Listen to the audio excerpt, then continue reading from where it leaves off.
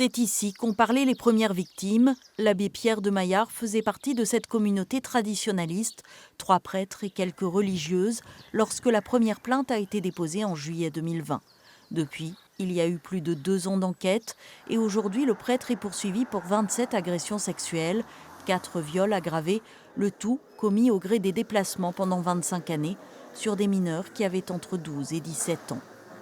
C'est un prêtre qui n'était plus au contact direct avec les enfants, mais qui se retrouvait régulièrement au sein des familles et qui parfois s'introduisait dans les chambres des familles, c'est-à-dire au sein de l'intimité familiale, même s'il n'était plus en contact catéchique, de chorale. Il avait naturellement la confiance des familles de par son statut de prêtre. C'est d'ailleurs une circonstance aggravante des faits qu'il a commis, qui est prévue par le code pénal, qui est le fait que les faits soient commis par une personne abusant de l'autorité que lui confèrent ses fonctions. Le procès se tiendra à huis clos, 4 victimes étant encore mineures.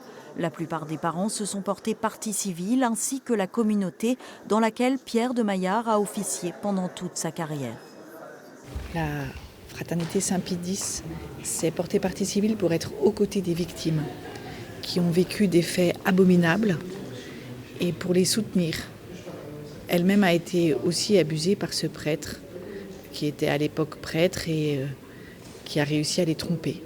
Ce lundi, le tribunal devait examiner la personnalité de l'accusé avec notamment l'audition du responsable du prieuré Notre-Dame du Rosaire où exerçait en 2020 l'abbé Pierre de Maillard.